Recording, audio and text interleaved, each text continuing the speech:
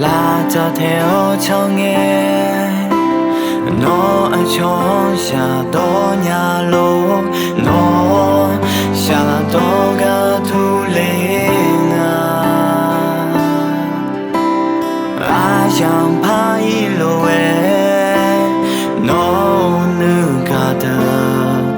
thì nào sai thì nào phải chỉ cho ngà ý chú lo ba lối dưới khá lô nữ mà là quê nơi xa dễ nhà bí cả đàn bên nghe lô nó bị cả không mò mi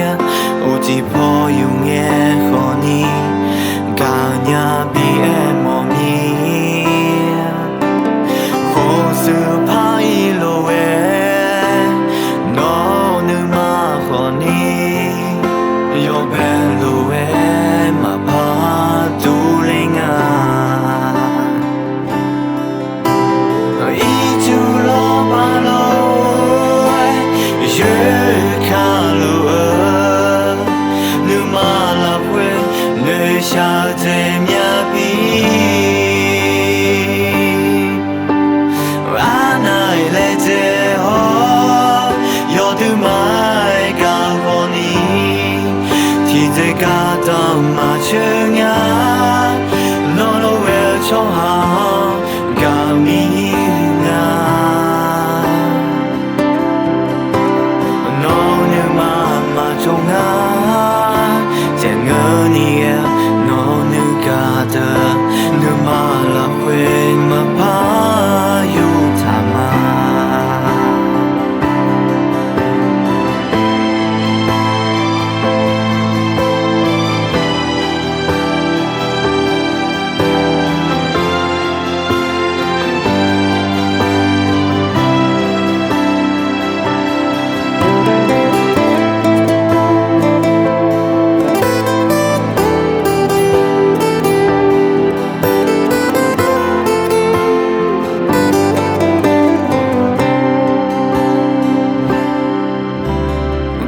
đàn bên nghe lô